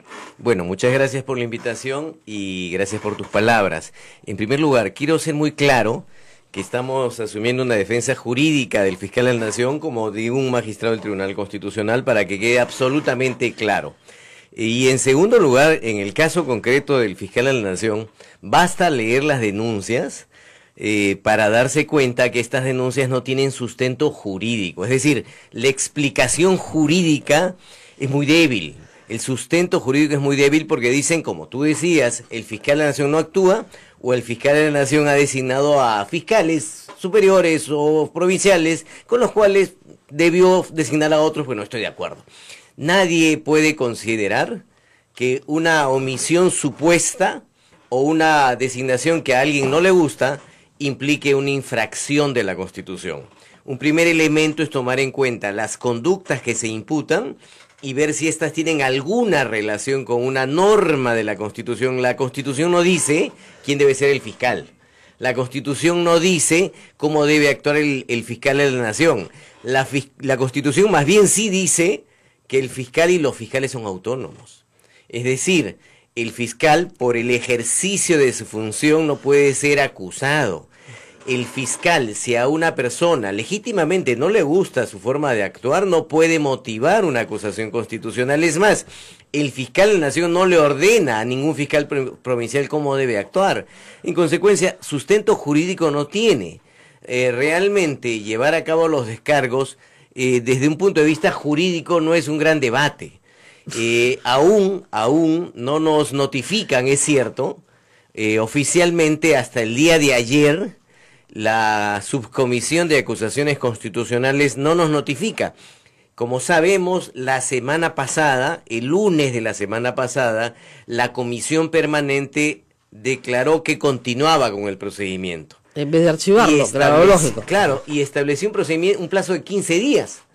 Lo que ocurre es que de lunes a hoy día, por lo menos hasta ayer puedo anunciar, porque estamos muy temprano, quizás llegue hoy día, hasta ayer, más de una semana, no había llegado la comunicación oficial para que el fiscal de la Nación pueda hacer uso de sus descargos. Claro. Porque son 5 días adicionales cuando lo notifican, entonces no se entiende cómo se aprueban 15 días y luego no se cumple con los un plazo primeros de notificar. 7, claro, los primeros 7 no existen. No existen. No existen. Porque no se ha notificado. Entonces se corren los 15 después. Exacto. Porque o sea, para que entienda la gente, cuando a ti se te notifica de que tienes un plazo de 15 días, el plazo corre a partir de la fecha en que tú recibes la notificación. Porque si no, así cualquiera, pues no. Yo te notifico el día antes de que vence el plazo. Yo ya te notifiqué, pues no, así no juega Perú. A ti te notifican y el plazo corre a partir del instante en que tú eres notificado. Entonces, si hoy día ya estamos casi terminando el mes y la legislatura termina el 15 de diciembre, yo no sé cuándo van a ver esto en el Pleno. No tengo idea, lo que queda claro es que hasta ayer no nos han notificado, de ahí cuando nos notifiquen habrá que presentar los descargos. Evidentemente en los descargos sustentaremos las razones por las cuales esta denuncia no va. Pero el descargo se lo hace pues un practicante, no es el artículo 139 de la Constitución, inciso 1. O sea, los fiscales y los jueces y los magistrados son autónomos en sus decisiones. ¿Esta decisión que toma el fiscal de la Nación es parte de su función? Sí. ¿Está en su ley orgánica? Sí. ¿Cuál es la infracción a la Constitución? ¿Qué artículo? O sea, citen usted el artículo infringido. Ninguno. Entonces se acabó, pues, yo gratis le hacía la defensa, facilita. Claro, porque al final citan artículos el 139 y el 159, uno de los cuales tiene que ver con las funciones del fiscal de la Nación y del Ministerio Público. Al revés. En consecuencia. Eso es un cuentazo, pues, para usar las palabras de... Ese le gusta a Pepe Cano, un cuentazo. Eso es un cuentazo. Lo que quieren es que Barata, de cualquier forma, no hable, porque si habla, se jubila todos. Ese es el problema. Ahora, ustedes me dirán, ¿qué incentivos tiene Barata para no mentir?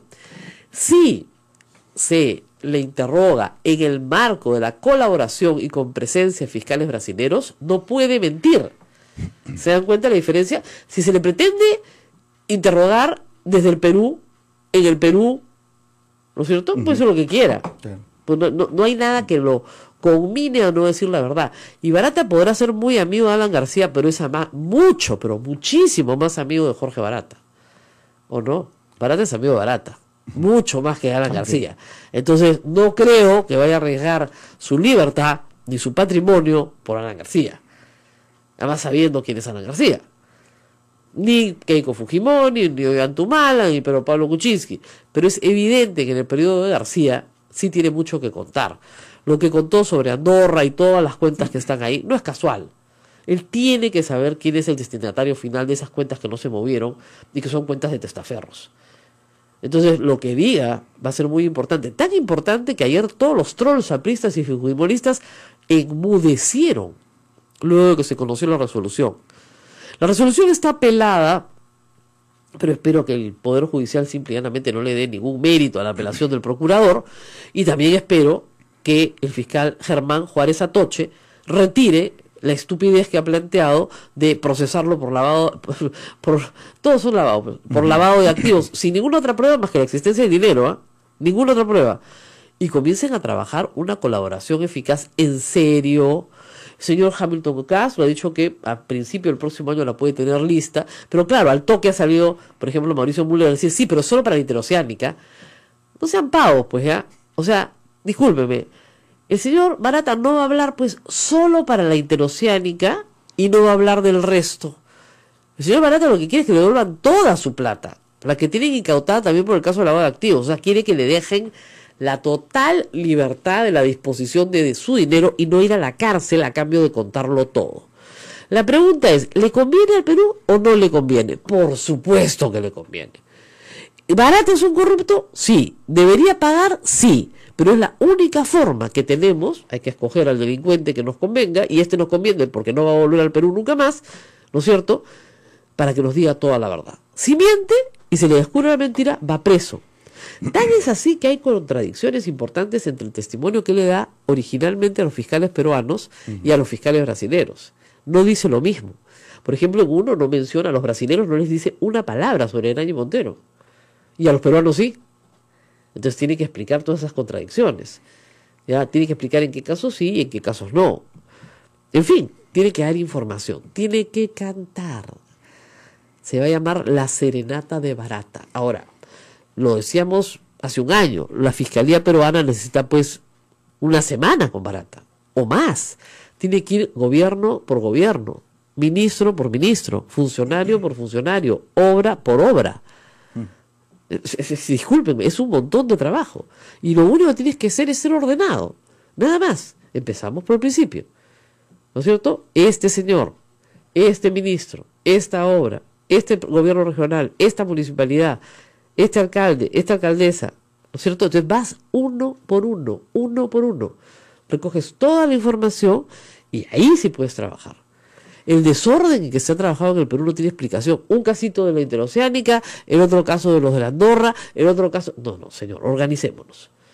Y la otra cosa que tiene que salir pronto ya es el convenio de colaboración eficaz con Maiman, que es testigo clave para el caso de Alejandro Toledo, que esta vez sí tiene sus órdenes de captura, esperamos ya listas, y que el procedimiento de extradición se tramite de una buena vez. Pero lo de Barata va a ser central también en el caso de Toledo. Barata ya era innecesario porque Maiman iba a contarlo todo, pero su testimonio corrobora a Maiman. Entonces, si su testimonio no podía ser usado en juicio, Maiman no tenía corroboración.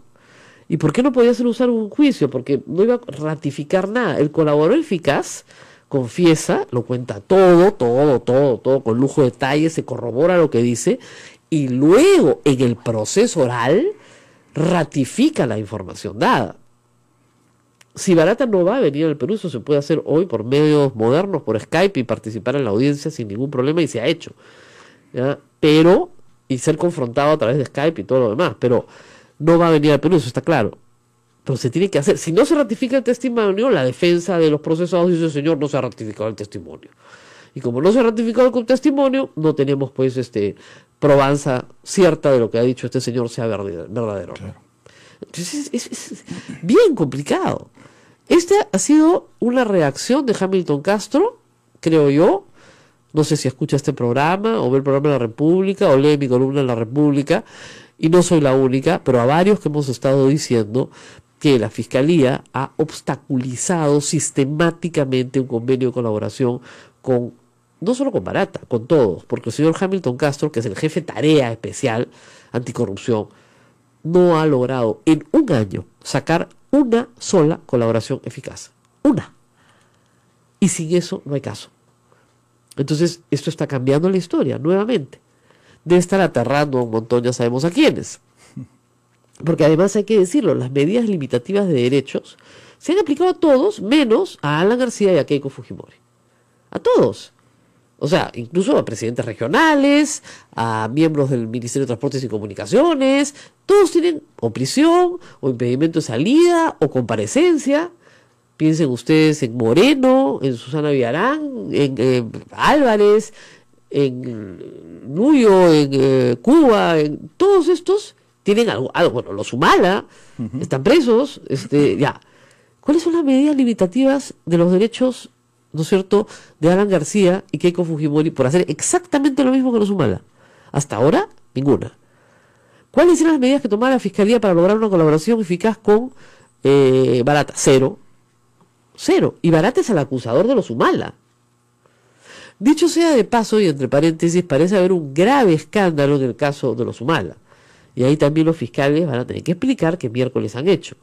Ollantumala, a través de su Twitter, y hoy el doctor Nakazaki, que ya es más creíble que Ollantumala, la verdad, ha señalado que han utilizado al testigo, aspirante a colaborador eficaz número 1 y al aspirante a colaborador eficaz número 3, que corroboran lo que dice el 1, ¿no? Lo que dice el 1 es corroborado por el 3, está muy bien, pero resulta que el 1 y el 3 es la misma persona. Esa es la denuncia. Entonces están pidiendo a la fiscalía que transparente la información, no al público, sino a ellos, o al juez, para demostrar que no son la misma persona, y aparentemente sí son la misma persona. Esa es la denuncia del doctor Nakazaki. Con lo cual, ya estar preso sin corroboración de lo que se te acusa, y es, la cárcel de los Humala es una cosa alucinada. Ya yo simplemente no lo puedo entender. Porque o van todos, o no va ninguno. En este caso, si Barata no hablaba y no ratificaba nada, pasaban 18 meses en cana y después lo soltaban porque no había pruebas. Pero Alan García cumplía con su propósito de venganza por la mega comisión. Porque está claro que Alan García y el APRA tiene un gran poder dentro de la fiscalía. Y si no fuera por la presión que estamos haciendo los medios de comunicación, en este momento eso continuaría. O sea, no quieren que Barata hable. Ese es el punto. Si Barata habla, todo se cae. Si Barata lo cuenta todo, todo se cae. Entonces hay que hacer que Barata hable. ¿Cómo hacemos eso? Diciéndoles en su cara a las fiscales que están colaborando con el entorpecimiento de la justicia y que tarde o temprano ellos también van a caer, porque la corrupción se infiltra en todas partes, ¿ah? Y en la fiscalía también. Y que si el fiscal Sánchez quiere seguir teniendo el respaldo de la población, que lo tiene hasta ahora, porque es víctima también de una venganza política de Keiko Fujimori, tiene que dar un giro radical y cambiar a todos aquellos fiscales que están impidiendo la declaración de Barata. Y además, no solo es Barata, hay 3 o 4 altos funcionarios de Odebrecht que han trabajado en el Perú y que conocen también detalles de una o más operaciones realizadas en el Perú y que pueden ser perfectos colaboradores eficaces también. Pero ni siquiera se han movido a buscarlos a ellos. Mameri, que es una persona importante, nada. Entonces, tú dices, ¿esto es una buena noticia? Sí, lo que ha sucedido ayer. ¿Ha sido por presión de los medios? No me cabe duda. Porque lo lógico era que, si Pablo Sánchez se quiere quedar, retire a los fiscales que no le están funcionando. Porque no le están funcionando. Además, han mentido. Acuérdate cuando van a tomar la primera declaración de Marcelo Odebrecht y Gustavo Gorriti saca en IDL toda la información que saca la Fiscalía como comunicado, la Fiscalía de la Nación, un comunicado diciendo que las versiones periodísticas son falsas, llamando mentiroso a Gustavo Gorriti, para beneplácito de la orgía de trolls que se le tiraron encima con el hashtag miento como Gorriti, cuando había dicho todo lo que había dicho era verdad. Eso fue patrocinado por quién, con el auspicio de quién, de fiscales. De fiscales infiltrados que tienen relaciones abiertas con el partido aprista y que no quieren que Barata hable. Y eso tiene que cambiar. Eso tiene que cambiar ya. Esperemos que el señor Hamilton Castro pues haya hecho un acto de contrición. No sé, tal vez, ¿no? Pero falta el otro. Y varios más. Que no se hagan los iluminados ahora y que por decir, no, estamos persiguiendo al delincuente. Sí, claro, al delincuente, claro. Al delincuente que sabes que no vas a poder chapar nunca. Y que es el que te da la información de los peces más gordos de la política peruana. A ver, pues, ¿no? Rápido, que hablen y que hablen todo. Y que hablen bastante. Entra Barata a escena. Entonces. Esperemos. Tenía que entrar a escena hace horas, es una sesión. ¿No? Claro, hace tiempo que tenía que entrar a escena y no entraba a escena y no entraba a escena. Él pedía que lo saquen, la investigación se caía, porque ya el señor había pedido a una jueza en Brasil que no lo interroguen y le habían dado la razón por el maltrato recibido en el Perú. Porque los actos de los fiscales peruanos, es lo que no se entendía acá, demostraban a la jueza brasilera que no se quería que él hable. Imagínense el papelonazo internacional, además. En fin, nos vamos a la pausa y regresamos con más. Así es, esto es A Pensar Más con Rosa María Palacios. Sodomco, Sociedad Dominica de Medios de Comunicación. 8:23, continuamos. La pregunta de los fiscales. ¿Qué nos garantiza que las preguntas de los fiscales sean las más acertadas, Rosa María, Bueno, en este si caso? no son las más acertadas, en este caso lo vamos a saber más o menos rápido, porque todo se filtra. Ok. Con lo cual tendrán que someterse pues al repudio popular.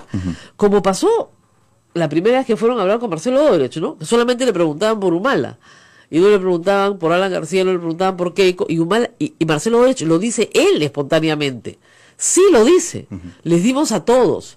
Y han regresado a Brasil a preguntarle lo mismo. Bueno, que se queden un mes, pues en vez de estar yendo y viniendo y le preguntan todos juntos. Pero como te digo, gobierno por gobierno, funcionario por funcionario, obra por obra.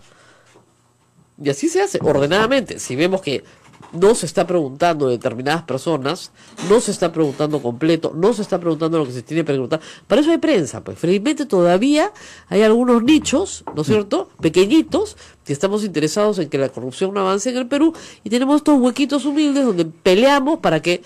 y no se escuchan, porque saben que millones de peruanos sí nos escuchan. Pequeñitos, pero que hacen bulla. Pero potentes, como Sí, dicen. bien fuertes. Competencia. Ajá. La conferencia episcopal también ha sacado un comunicado importante sobre este tema. Ustedes saben que la conferencia episcopal no habla pues así de frente, como hablo yo, tiene un lenguaje un poquito más alturado, y les voy a leer lo que dicen. Dice: democracia, institucionalidad y Estado de Derecho. Miren ustedes que la conferencia episcopal hable de esto, es raro, ¿no? Bueno.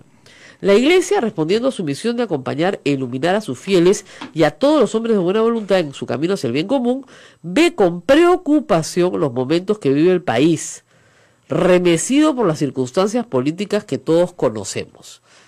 Nunca les gusta decir cuáles son, ¿no? Pero ya sabemos de qué están hablando. Están hablando del fiscal de la Nación, están hablando de los miembros del Tribunal Constitucional y están hablando del caso Lavallato.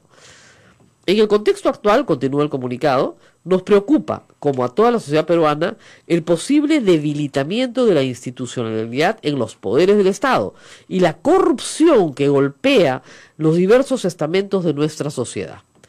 Escribía el filósofo alemán Jacques Maritain en su libro El hombre y el Estado. La función concreta del Estado, su función principal, es velar por el orden legal y la aplicación de la ley. Pero el Estado no es la ley, el Estado es un instrumento al servicio del hombre. La Iglesia defiende la institucionalidad, así como la división de poderes del Estado. Esta división es el principio del Estado de Derecho, en el cual es soberanía la ley y no la voluntad arbitraria de los hombres. Paracho, esto está muy bien, ¿no? Para ser, ¿no es cierto?, sacerdotes dominan su filosofía del derecho. Es clarísimo, ¿eh? Algunos dirán, no, pero eso, así no pensaba la Iglesia en el siglo XIX. Tin, tin, tin. Estamos en el siglo XXI, mira el almanaque. Ya cambió. Muy bien. ¿Qué más dicen la Conferencia Episcopal Peruana? Los peruanos estamos asombrados por las numerosas denuncias de corrupción. No podemos ignorar que este problema es un fenómeno antiguo, pero somos conscientes de la gravedad que está alcanzando en nuestra sociedad, lo que puede detener el desarrollo y fomentar nuevas formas de criminalidad. En los últimos años, tanto en la sociedad civil como en el gobierno, se ha tomado conciencia de la necesidad de combatirla, ya sea en el ámbito político, ya sea en la sociedad civil, pero aún hay mucho por hacer. Esta amenaza ha tenido una respuesta de rechazo por parte de todos los sectores sociales, con los cuales compartimos el mismo sentimiento, ya que, comillas, entre las deformaciones del sistema democrático, la corrupción política. La Sociedad Dominica de Medios de Comunicación, Sodomco, presenta A Pensar Más con Rosa María Palacios. Miércoles 29 de noviembre. Hola, muy buenos días, bienvenidos. Esto es A Pensar Más con Rosa María Palacios. ¿Estás contento hoy día? Hoy sí. Bueno, Barata ya puede hablar. Dice acá el titular de La República y el Comercio también. Vamos a contarles qué ha pasado ayer. A ver. Yo no tenía mucha esperanza, pero bueno, vamos a ver si esto nos da alguna y se las da a ustedes. ¿Qué es lo que ha pasado? Miren, como les he explicado varias veces, Jorge Barata ha sido un funcionario de Odebrecht por muchísimos años en el Perú. Ha estado trabajando en el Perú desde el gobierno de Toledo. Por lo tanto, conoce mucho, desde esa época, sobre funcionarios públicos, gobiernos, acceso a políticos, campañas, en fin. Es una persona que tiene información valiosísima sobre la corrupción en el Perú por una razón que tiene que estar bien clara. Porque él es un corrupto, de eso no hay ninguna duda. No, es un corruptor, ¿no es cierto? Corruptos y corruptores están de la mano en este caso y trabajan juntos. Él es parte de la ecuación. Nadie puede decir que es inocente. Pero, al mismo tiempo, y eso hay que decirlo también, Barata cuenta con un convenio de delación premiada, así se llama ya, en Brasil, por lo cual una condena a 20 años se le ha suspendido a cambio de que colabore con la justicia brasilera cuando sea requerido para ello, y lo ha hecho. Sin embargo, en el caso del Perú, él solicitó a la justicia brasilera que se suspendiera toda obligación de colaboración, teniendo en cuenta que en el Perú no se estaban respetando sus derechos como colaborador en el Brasil. ¿Y qué pasó con la justicia brasilera? Le dieron la razón. Le dieron la razón, ¿por qué? Porque el trato es este, en que se entienda bien. A Barata no se le puede perseguir judicialmente en el Perú. No tiene sentido hacerlo. Primero, porque no lo podemos extraditar. No hay forma de extraditarlo. Y segundo, porque no va a venir voluntariamente, ni que fuera loco, ¿no es cierto? ¿Qué tienen en Brasil? Un convenio. Ese convenio con la justicia brasilera lo protege de una sentencia de 20 años. Si miente, va preso. Así de claro.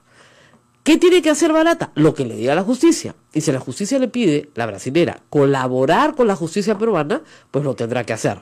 Por eso es que pide a sus autoridades ya no colaborar, porque no se están respetando sus derechos en el Perú. ¿Y por qué no se están respetando sus derechos en el Perú? Porque el señor Hamilton Castro y el fiscal Juárez Atoche, ambos, al grito de al ladrón, dijeron, no, es corrupto y hay que procesarlo. Entonces, ¿qué es lo que estaban haciendo en realidad? Y esto fue puesto en evidencia por mí hace varios días, este domingo de nuevo en la República, he insistido esto varias veces, estaban logrando que no hubiera colaboración eficaz de Barata. ¿Y qué se lograba con eso? Que no supiéramos la verdad, pues. Jugadaza. O sea, los fiscales se hacían pasar por grandes defensores, ¿no?, en la lucha contra la corrupción, y lo que estaban haciendo era obstaculizar un convenio de colaboración eficaz con Barata que contara todo. Vivazos, ¿no? Entonces tú dices, no, es que los fiscales quieren asegurar pues que este hombre vaya preso. Este hombre no va a ir preso en el Perú nunca. Claro. Nunca, porque no puede ser extraditado, estamos perdiendo el tiempo. Su plata, que se le embargan, ¿no es cierto?, no es la que va a pagar el fuerte de la reparación civil. ¿Va a pagar reparación civil? Sí, porque los colaboradores eficaces en el Perú llegan a un acuerdo para pagar reparación civil. Pinchi pagó reparación civil.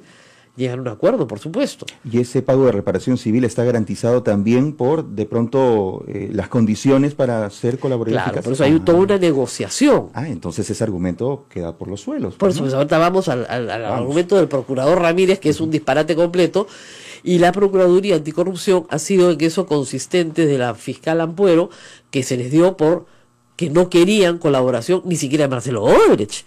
La fiscal Ampuero se paró y se fue, y dijo, no, si tenemos que darle inmunidad, entonces no vamos a escuchar nada. Discúlpenme, ¿para quién están trabajando? O sea, digan la verdad, están impidiendo un acuerdo. Y eso ha sido sostenido todo el año.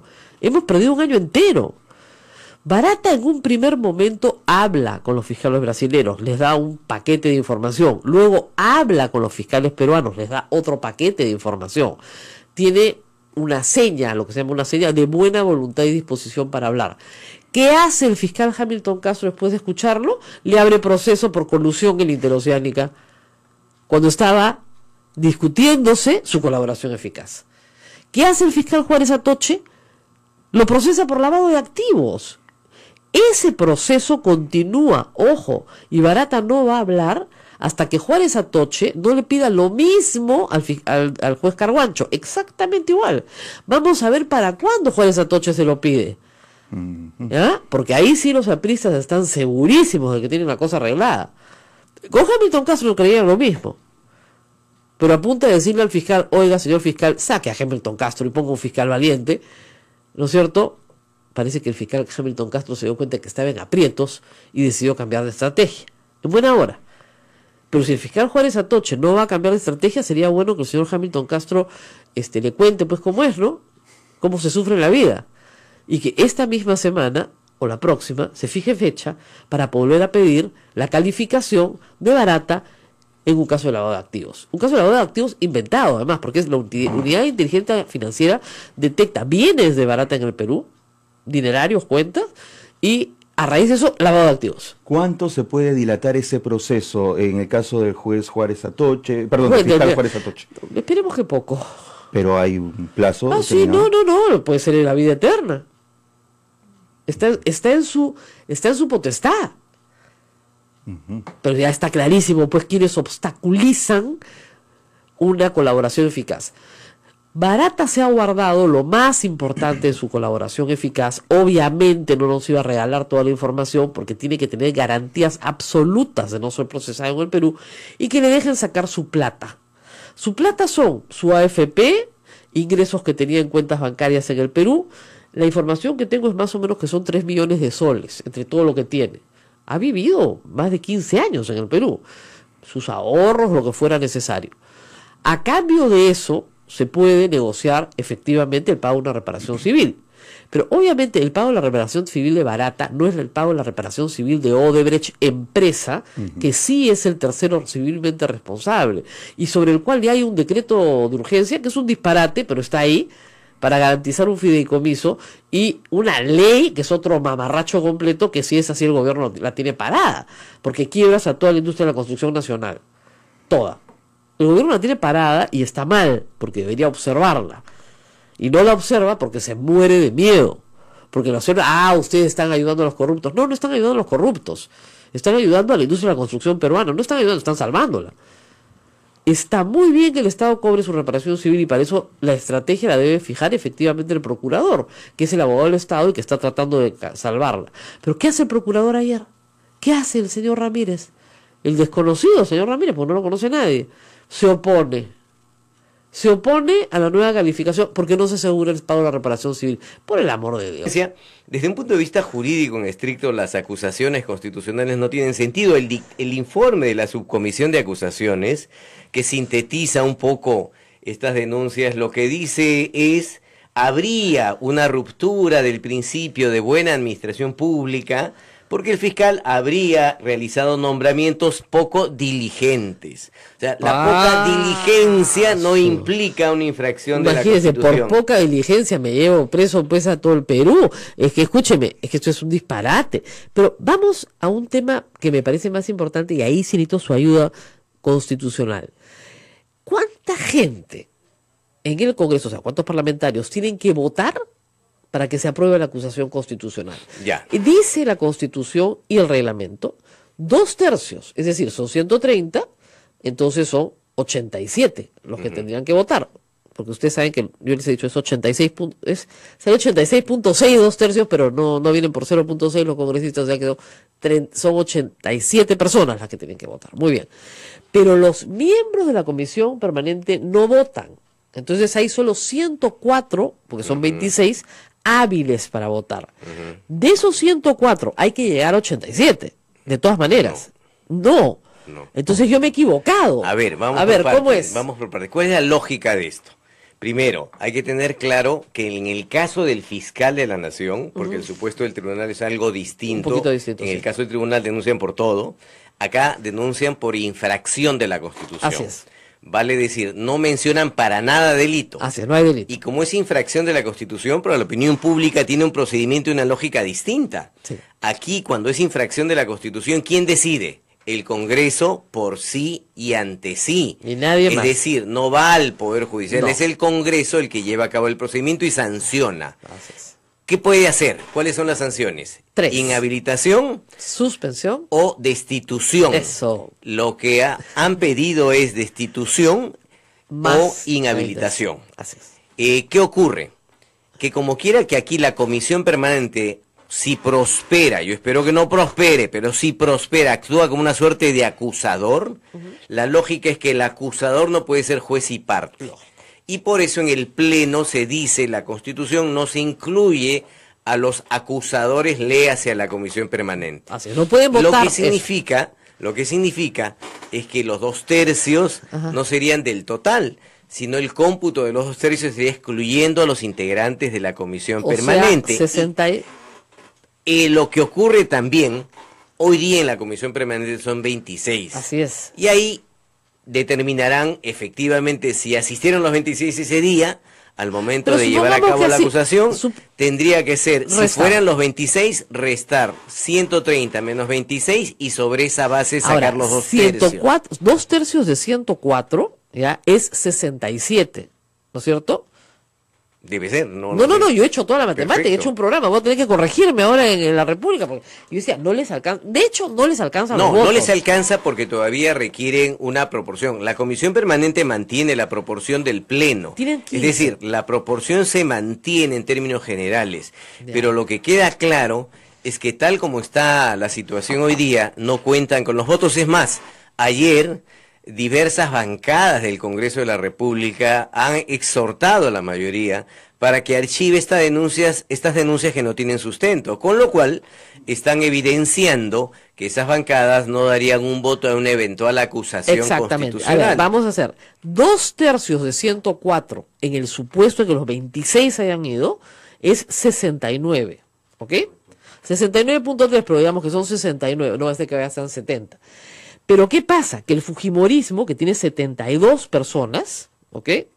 Consideremos que Jenny Vilcatoma está con ellos, hay que restarle 15. Entonces solamente tiene 57. Llegar a 70 es muy difícil.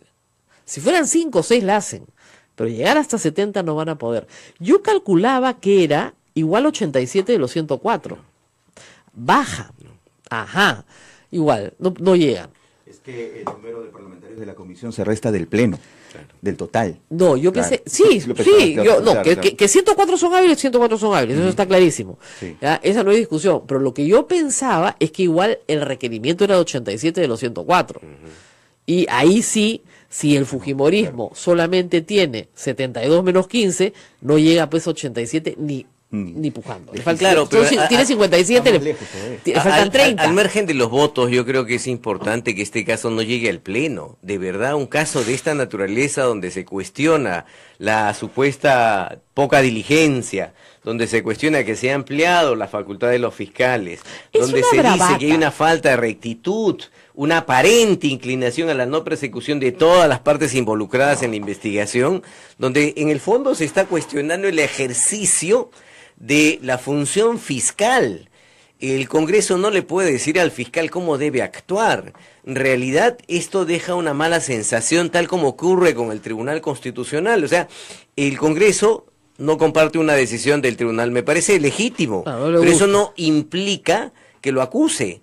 El Congreso no está de acuerdo como el fiscal de la Nación y el Ministerio Público lleva a cabo la investigación, me parece legítimo, pero no implica que lo acuse. O sea, estamos dando un mensaje equivocado.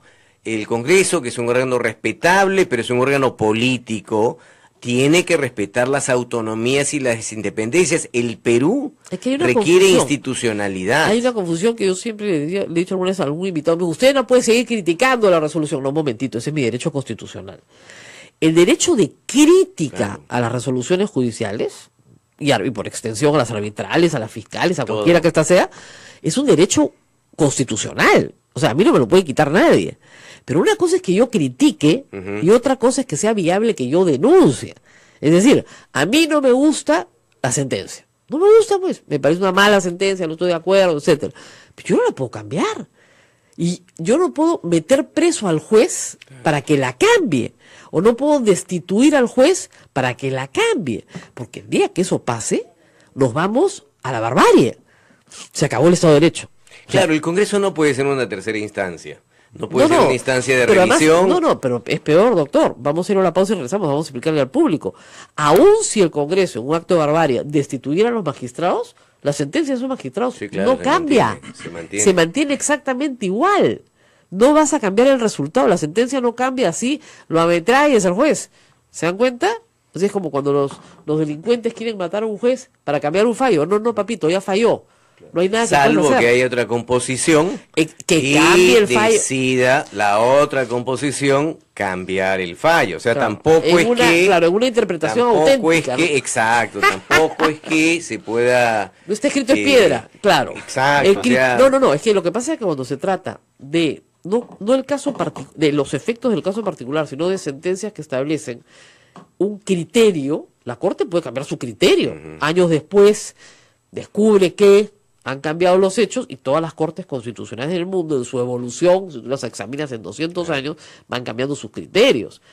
Pero no cambian la realidad. O sea, ya pasó eso.